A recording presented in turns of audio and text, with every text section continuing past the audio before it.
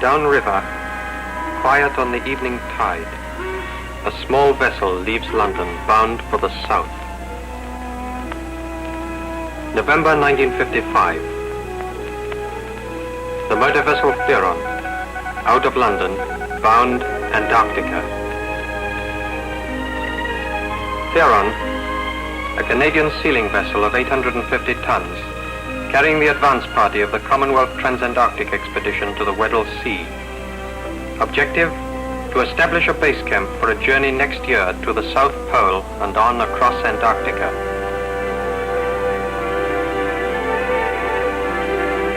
The leader is Dr. Vivian Fuchs. Sir Edmund Hillary will next year lead a New Zealand party from the other side of the Antarctic continent.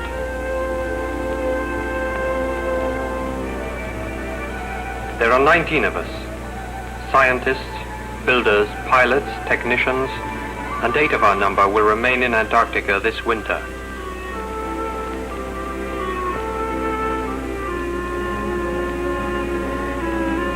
And there are other passengers. 24 huskies, hand-chosen from Greenland, and 2 litters of pups, born on board, all housed in kennels on the crowded deck.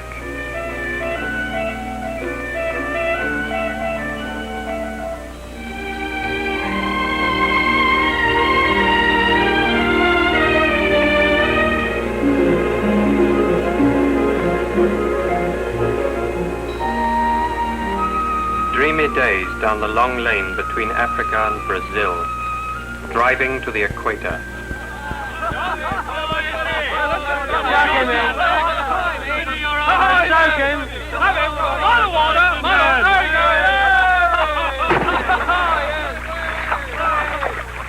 Harold Morrow is a sealing skipper, seasoned in the far north.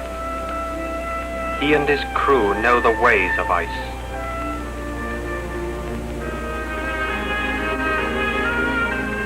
"5 weeks out now, and the south is advancing. Seen from below, the world looks something like this. Vivian is sailing for South Georgia, her last harbor, outward bound. From here we plan to penetrate the Weddell Sea and establish our base camp. This will be the jumping-off point for next year's journey. Antarctica, the size of the United States and Europe together, has never been crossed. Between 1956 and 58, the expedition plans to make this journey from the Weddell Sea to the Ross Sea, a distance of nearly 2,000 miles. This party aims to cross via the South Pole. They will meet a New Zealand team coming in from the other side to support them on the last 400 miles through to the Ross Sea. To South Georgia, then, where the Atlantic ends and the Weddell Sea begins. Burial place of Ernest Shackleton, its rough grasses and cold waters alive with creatures of the subantarctic.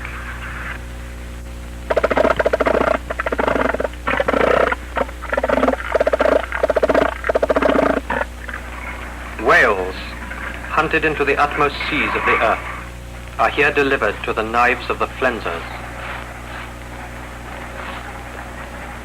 Remote factories of the south, reducing to oil and bone meal the hugest of nature's creatures.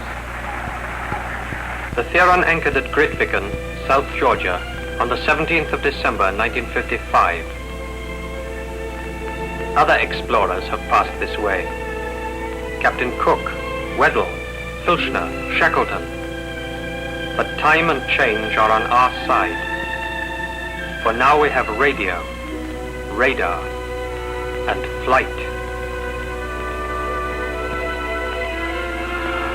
And so we must test our Oyster aircraft on the water and in the air.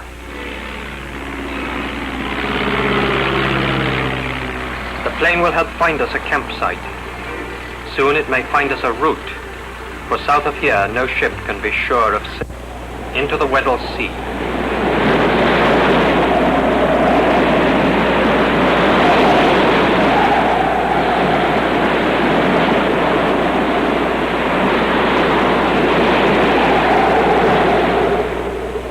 For a destination 1,600 miles beyond the southernmost ports on Earth. Sea ice may be met anywhere beyond South Georgia, but for 3 days we saw nothing.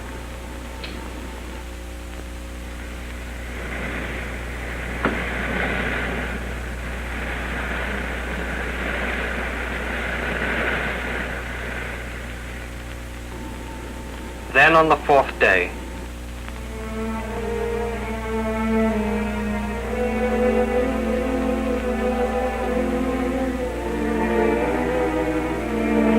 first loose, light pack ice. Then the pieces became small floes, rafts of ice 20 and 30 yards across.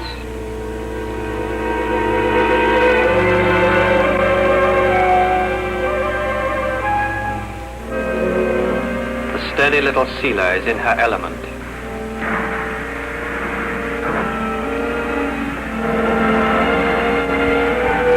"250 miles in 2 days.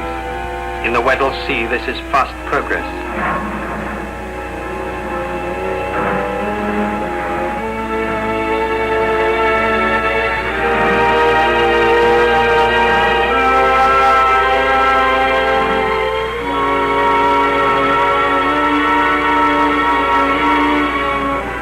But on our 3rd day in the ice, Christmas Eve, a sudden wind change caused the pack to tighten and lock us fast.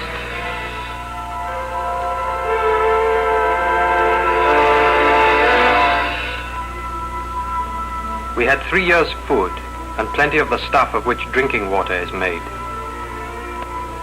We had everything except time. 1,000 miles still to go, and this was our opponent. The solid frozen crust of the Weddell Sea. Ice 15 feet thick, on water maybe 2 miles deep.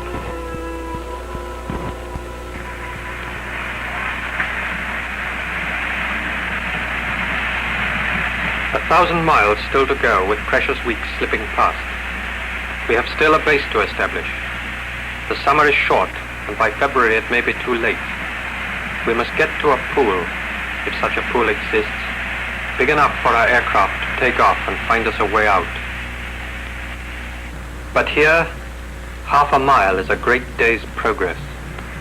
This is a ship built to break ice, but she is a little ship.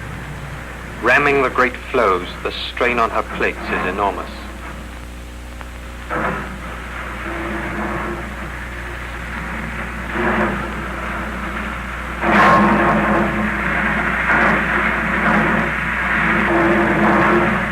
Standstill upon standstill. Then we would free her by loosening the ice along the hull. A few hours' work, perhaps in vain. But every time the ship came free, she had another chance to fight. The pups could feel at home here, but they never went far from the ship.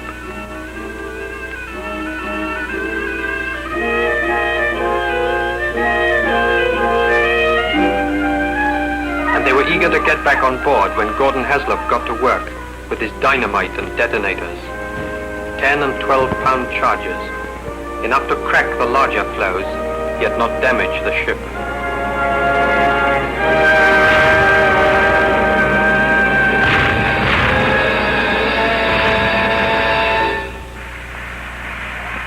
Though to free her 100 times might be in vain, the 101st could bring us through.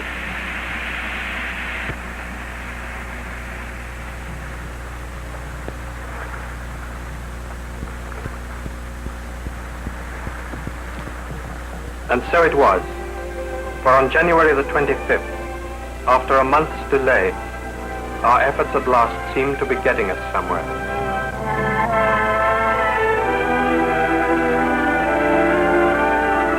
There was a pool ahead, the most water we had seen for a month. One question was in all our minds. Is it large enough for the Auster to take off? Squadron Leader Clayton, Royal New Zealand Air Force, was to make the attempt.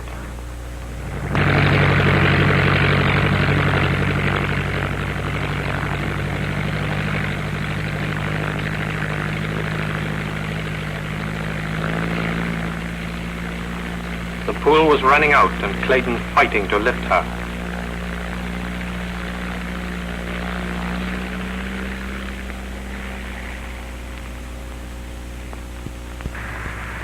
Flying northwest, he came upon a way towards open water. Whales to starboard! Wherever there's water, whales come up to blow.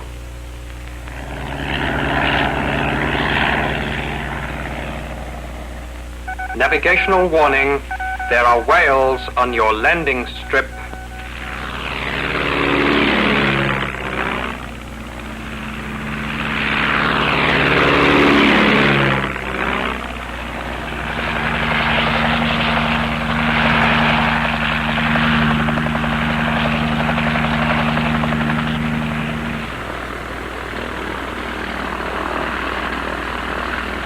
There was a way out, but we must move quickly to act on the plane's findings.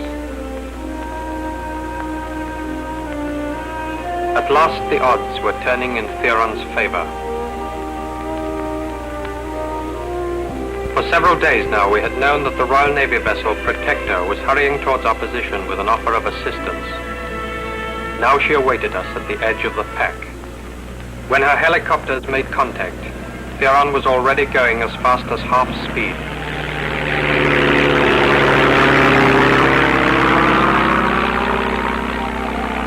A month's struggle was nearly over. A strange rendezvous, just outside the Antarctic Circle, in the lingering twilight of a polar evening. After a warm and brief exchange of greetings, we were on our way. By skirting the pack ice, there was now a chance of finding an open course.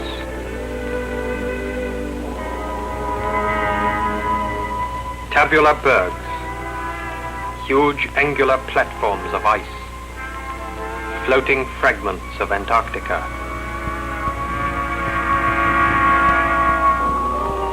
Antarctica, at last.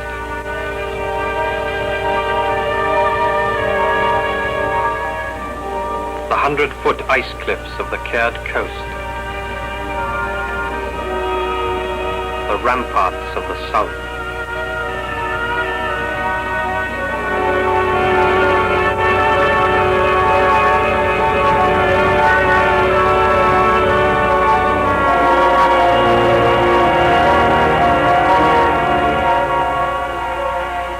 Here, at the southern end of the Weddell Sea, we must find a base site, where there is firm sea ice to unload, somewhere without cliffs, sloping gently inland. We made landfall, 77 degrees 50 minutes south, as far south in the world as a ship can go.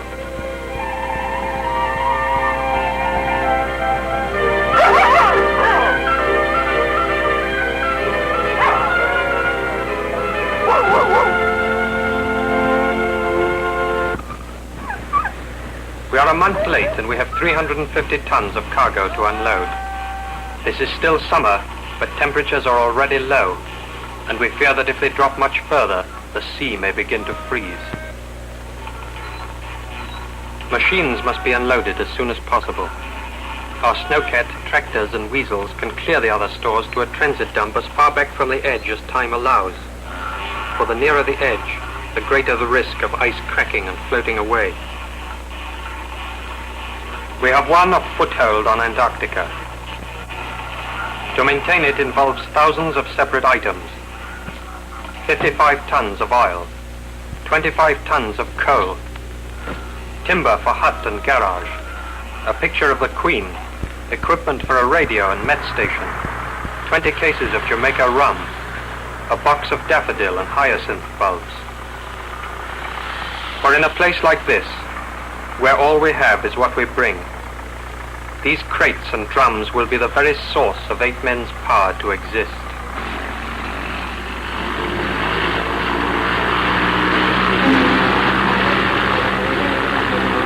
The Auster could now take off on skis, reconnoiter the area, and watch for signs of approaching sea ice.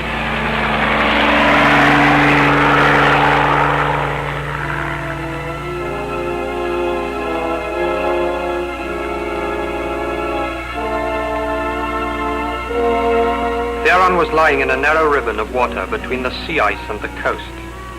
Inwards we had driven a track across the fringe of bay ice to a transit dump at the bottom of the sloping shelf.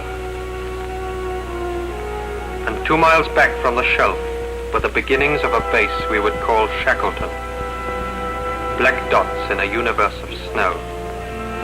And for the men who will work here, the bare shelter of tents and an empty tractor crate. Antarctica, the home of the blizzard.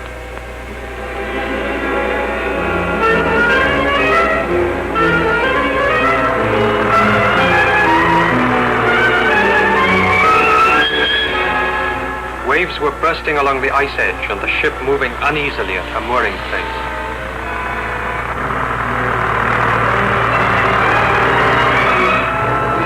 That day, our third, the blizzard tore the Vivian from her moorings.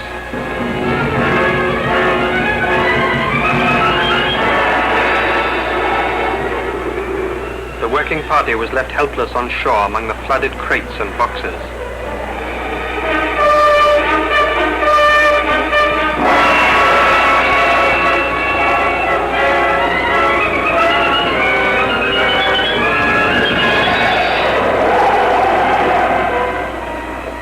Driven downwind, loose ice was piling up between the ship and the shore.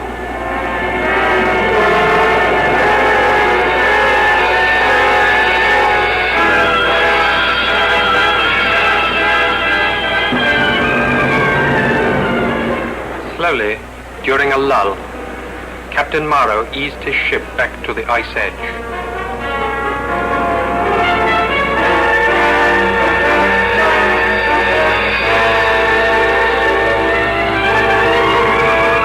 The storm lasted 24 hours. 24 hours of precious working time, lost.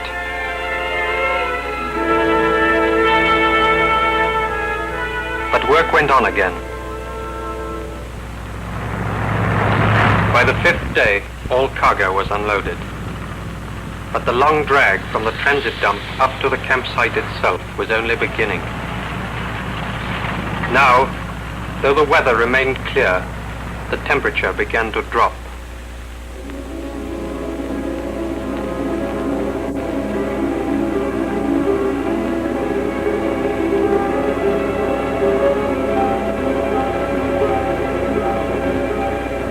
New ice was forming, first sign of the end of summer. And as we pressed forward into our 8th day of work, the wind swung to the north. The new ice was bearing down and filling up our narrow lead of clear water. This is what we had all feared. Captain Morrow and Dr. Fuchs have no choice. We must sail at once. If we are to cross Antarctica next year, the main party must leave now to return with more and new equipment. 8 stay behind.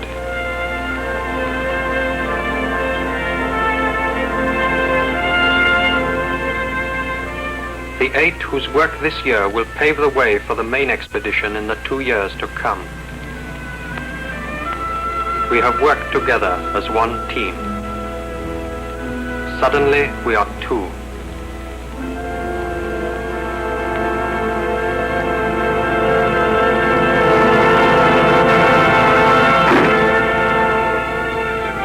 They face a stern task. 3 months from now, the day and night darkness of winter will have settled over the Antarctic continent.